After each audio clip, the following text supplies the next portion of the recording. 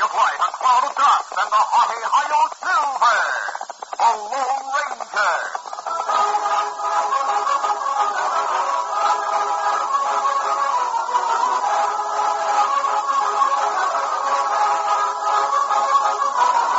With his faithful Indian companion Tonto, the daring and resourceful masked rider of the plains led the fight for law and order in the early western United States. Nowhere in the pages of history can one find a greater champion of justice. Return with us now to those thrilling days of yesteryear. From out of the past come the thundering hoofbeats of the great horse Silver. The Lone Ranger rides again. Silver! Silver! Hail Silver! Hooray!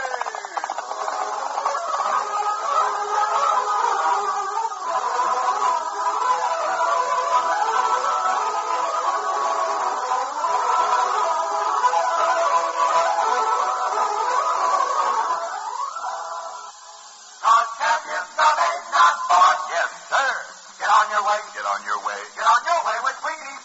When you have your eyes on the stars, it's good to know champions are made, not born. Take basketball champion Bob Cousy, spectacular forward of the Boston Celtics.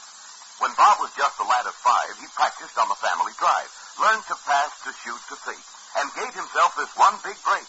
He ate his Wheaties every plate. Today, Bob sparks that Boston team, still eats his Wheaties with fruit and cream. Champion Bob Cousy got together with Wheaties when he was 5 years old, 20 years ago. It's steady going with Wheaties. There's a whole kernel of wheat in every Wheaties plate. Come on, Bob, slide right in there. Hey, hey, hey.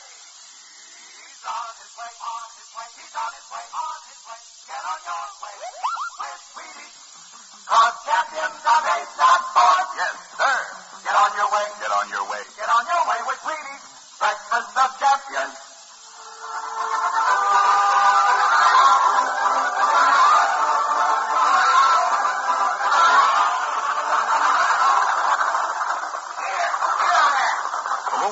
Disguised as a rancher, was on the stagecoach that brought 23-year-old Tom Lee to the cattle town of Abilene.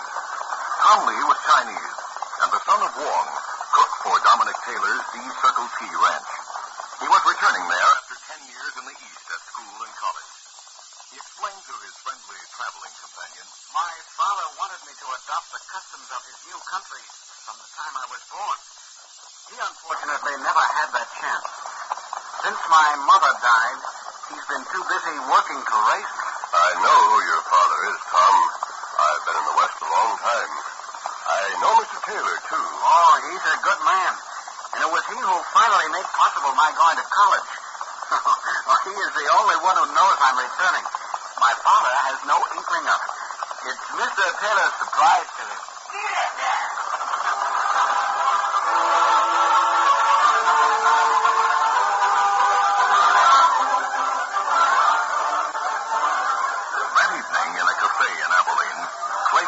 Foreman of the D Circle T ranch, met with his pals Jake Spencer and Slim Weston. He was completing plans for a robbery he had conceived weeks earlier. Now that the trail gang's moving the herd to Dodge City, old man Taylor's alone at the ranch.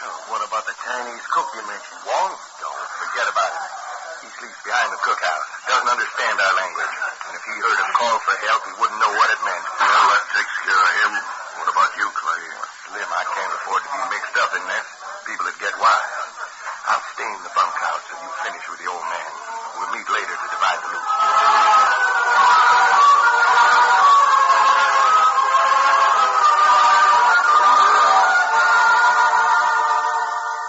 Later that evening, rancher Dominic Taylor, seated at a desk in his ranch house, pushed aside the business papers he'd been studying as he heard a knock on the front door. Now, don't tell me that Tom Lee's arrived so soon. Just a minute. Tom, I wasn't expecting you. Step back in the room, Taylor, and reach for the table. Sure, everybody sit. Raise your hands. Get out of here, you varmints. Get out of here. He's out cold, Jake. Yeah, you shouldn't have hit him so hard. We want him to tell us where he hides his money. Well, it must be here somewhere. Let's start looking. All right. You start with the desk. I'll search in the closet.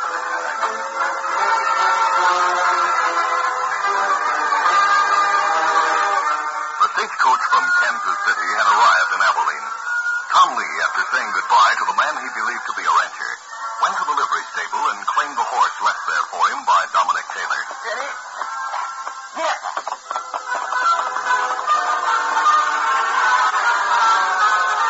As he rode from town to the nearby D Circle T, the Lone Ranger joined Tonto at the opposite end of the main street. Tonto was holding the reins of the great horse Silver. Hi, Tonto. Hello, Silver. Easy, pretty big fella. Tonto, let's go directly to camp. I'd like to change these clothes. I'll tell you about my trip later. Oh, Silver. Come on, come. At that moment in the D Circle T ranch house, Jake and Slim continued their search for Dom Taylor's hidden money. But unexpectedly, Jake found the secret hiding place in a bedroom closet. He pulled a valise from behind the wooden compartment. Hey, Slim, look at the money in this suitcase. It's filled. But there's more here than we ever... Leave that money alone. The old man, Jake, he's come to. He has a gun. Shoot him. Taylor's shots missed, but Slim Weston's bullets caught the rancher in the side and shoulder. Taylor collapsed as the horse came to a stop outside. You got him, Slim, twice. There he is, boss. He's dead, I think. Hey, Slim, the door. It's the Chinaman. Tom Lee, hearing the shots from outside, had run into the house. Now shot in the arm. He fell forward on his face as Slim's second shot whizzed by his head. I'll finish them both off for No, you. Slim, wait. I got an idea. The Chinaman's unconscious. Leave him that way. Huh? Yeah. Clay told us not to kill the old man, but we had to.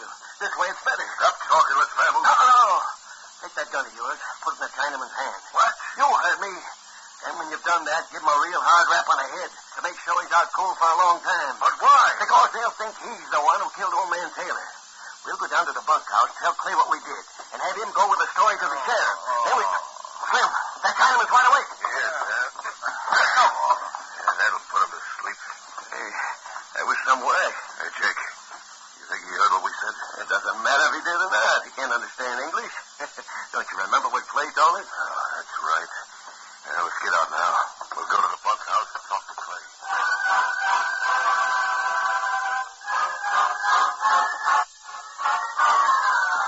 Less than 15 minutes later, Foreman Clay Geary of the D Circle T Ranch burst into the office of Sheriff Josh Randolph. Sheriff, robbers, they escaped. Hey, what's the matter? What happened? Robbers, Chinese robbers. They murdered Dom Taylor. Dom Taylor murdered? Yeah, Wong's friend took Taylor's money and got away. I came in on him while they were doing it and tried to stop him. I shot Wong right after he killed Taylor, but, well, they knocked me out and got away. All of them? No. Wong's still at the house unconscious. Let's get out there right away, then, Clay. I'll round up the party. You get Dr. White and hurry out to the ranch. Dr. White? Yeah. We want to save Wong so we can hang him. Chinese bandits, huh? We'll get him and show him what the law is.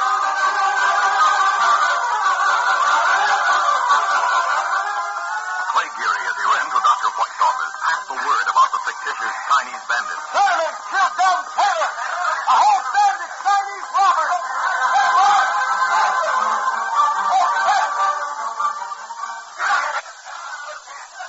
The sheriff and his posse, together with Clay Geary and Dr. White, headed for Taylor's ranch at the same moment that Jake and Slim arrived in town by a roundabout way.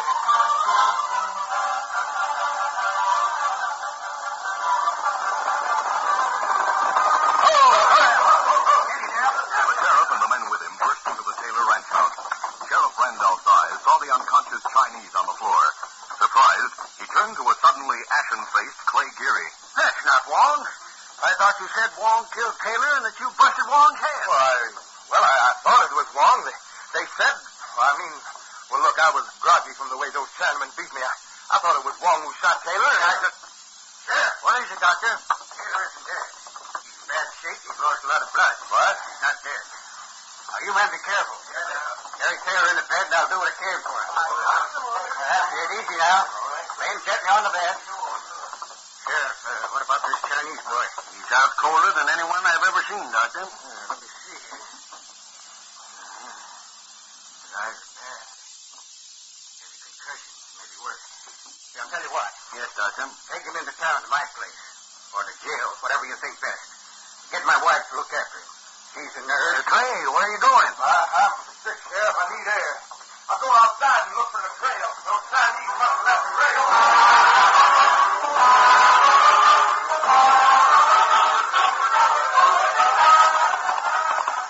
Clay Geary spurred his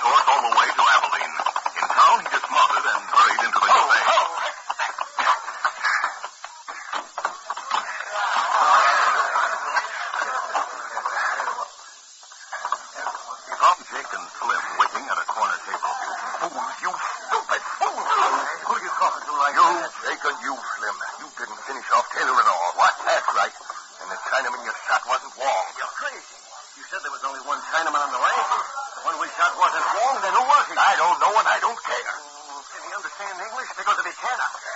Slim, he heard us talk. He understood us. We're cooked. Well, let's make sure he doesn't talk. We gotta act fast. Do it before the sheriff gets him here to town. How? Get a mob ready to lynch him.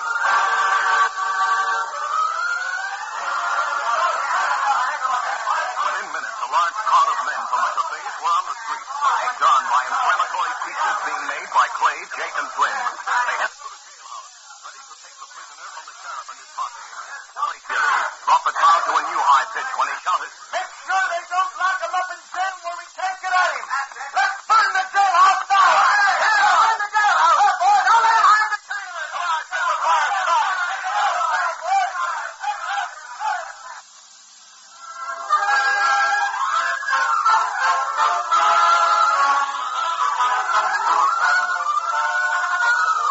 The curtain falls on the first act of our Lone Ranger adventure.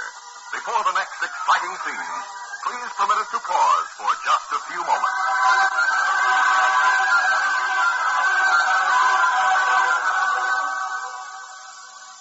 I'm Mel Allen, the fellow who broadcasts the New York Yankee baseball games. Naturally, I'm a little partial toward the Yankees. But I'll tell you this, when the Cleveland Indians come to town, there's one fellow I really keep my eye on.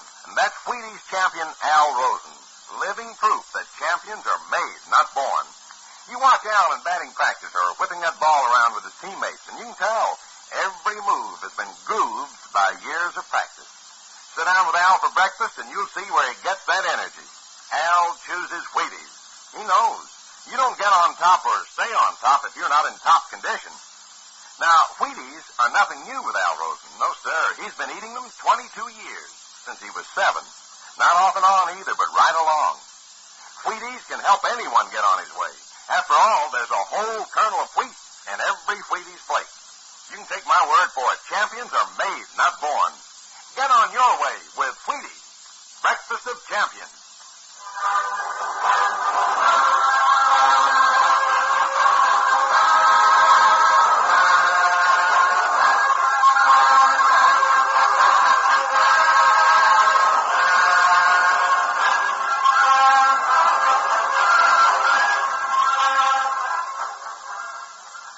Now to continue. The Lone Ranger and Tonto, in their newly established camp near the outskirts of Abilene, saw the reflection of fire in the sky above the town. Here's Silver. Tonto, there's a fire in town. Perhaps we'll be able to help fight it easy. Should we go? Scout easy. Come on, Silver. Come on, Scout.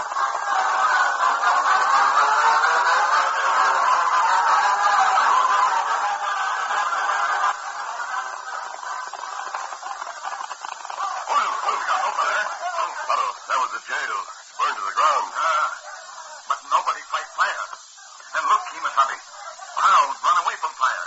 Go to building next to jail.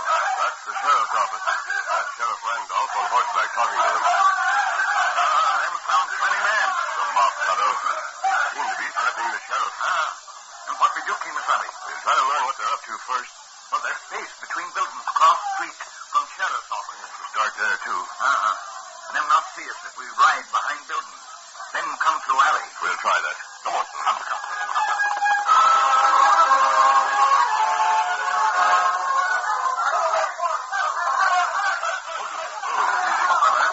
Close enough, Tonto. Them not see us here in alley. Wait, listen. Sheriff Randolph and his 2 deputies had been surrounded by the mob, which was intent on taking the wounded Tom Lee from their custody. The woman had implored them to allow the law to take its course, but Jake Spencer renewed the crowd's fury. It's no use, Sheriff. We got to lick on you. Without seeming to plan his flight, the sheriff and his men backed their horses through the crowd, the chief lawman saying, Wait. Don't be so rash. Nobody say it. Nobody. Come on, take the Chinaman. Hey, boys, look. They're backing away. They're trying to save the Chinaman. Don't let them slip. Come on. The Lone Ranger and Tonto from the darkened alley saw the leaders draw their guns. They fired at them. My heart. Take a shot. Oh, my wrist.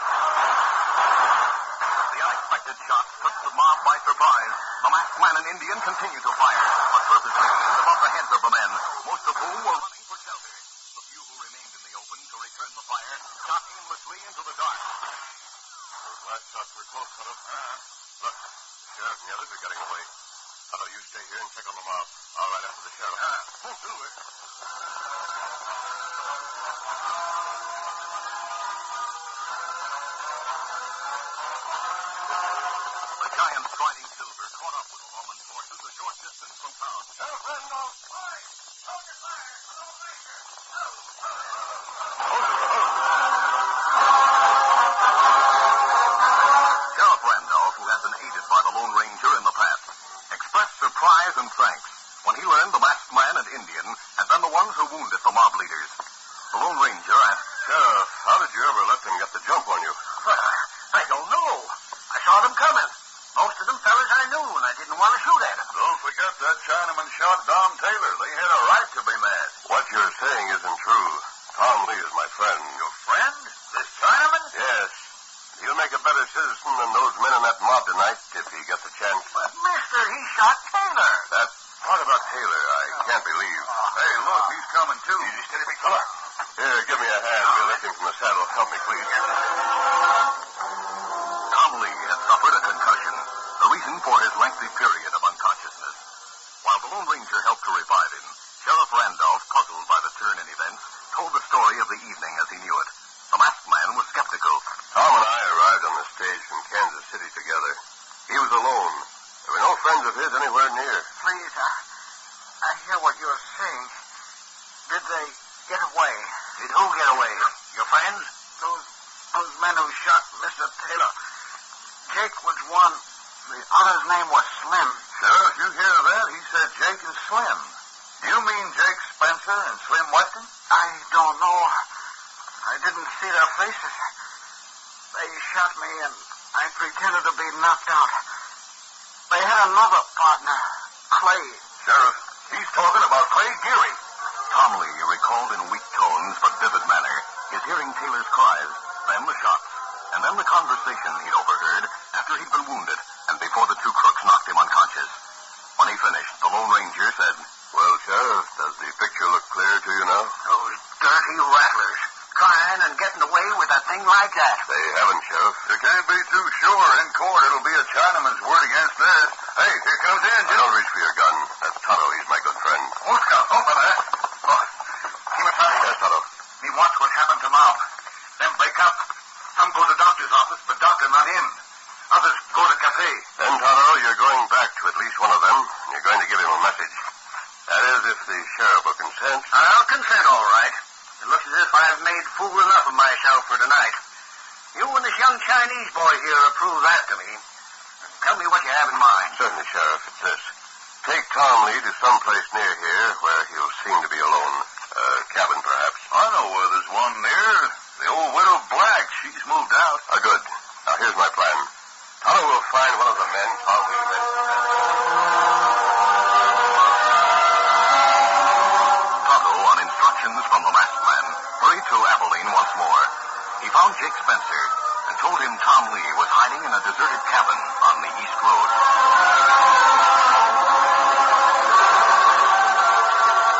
Tom Lee was lying on the bare floor of the deserted cabin when the door opened slowly. Hey. A man holding a lighted lantern stepped inside. It was Jake Spencer. He spoke to someone outside the door. Oh, he had told the truth.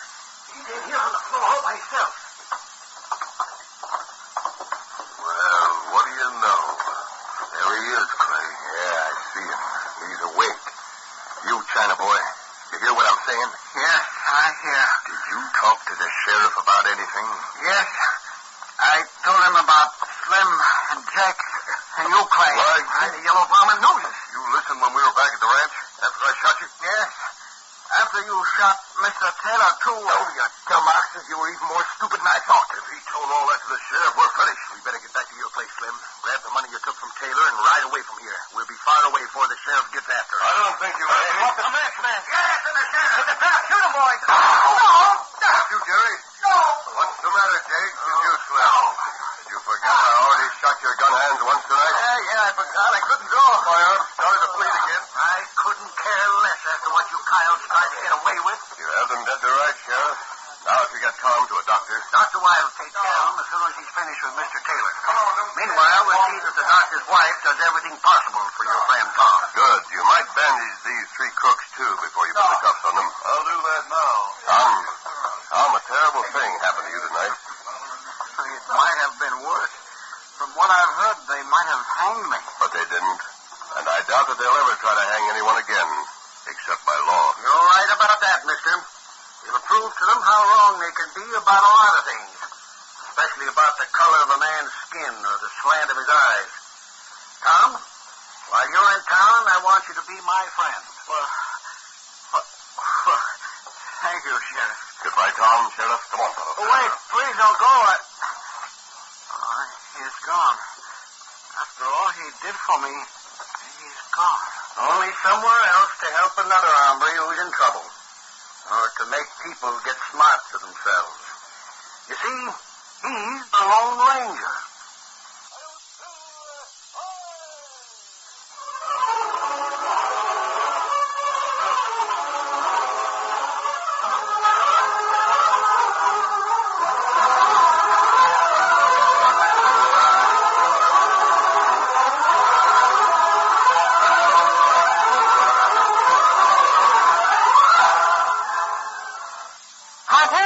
Is the boy of five. He brings wild animals back alive. He can capture lions, 'cause he knows he's got go power from Cheerios. Yes, he's got go power. There he goes. He's stealing his Cheerios. Cheerios. Cheerios. No wonder Cheerios gives you real go power. It's made from oats, and every delicious spoonful of Cheerios and milk is real muscle-building food. Each spoonful contains vitamins, minerals, and proteins your body needs. Yes, those good things in a Cheerios breakfast do good things for your body. Help give you healthy nerves, good red blood, strong bones, and muscles. Cheerios, the cereal shaped like little letter O's. Have Cheerios every morning. Then you'll hear people say, He's stealing his Cheerios.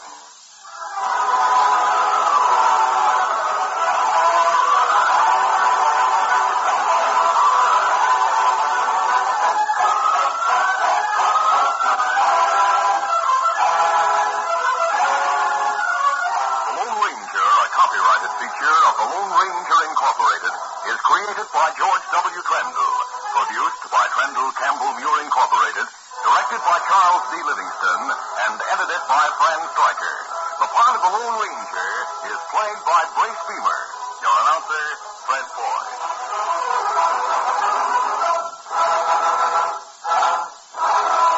The Lone Ranger is brought to you by General Mills every Monday, Wednesday, and Friday at this same time. Be sure to listen. This recorded program has come to you from Detroit.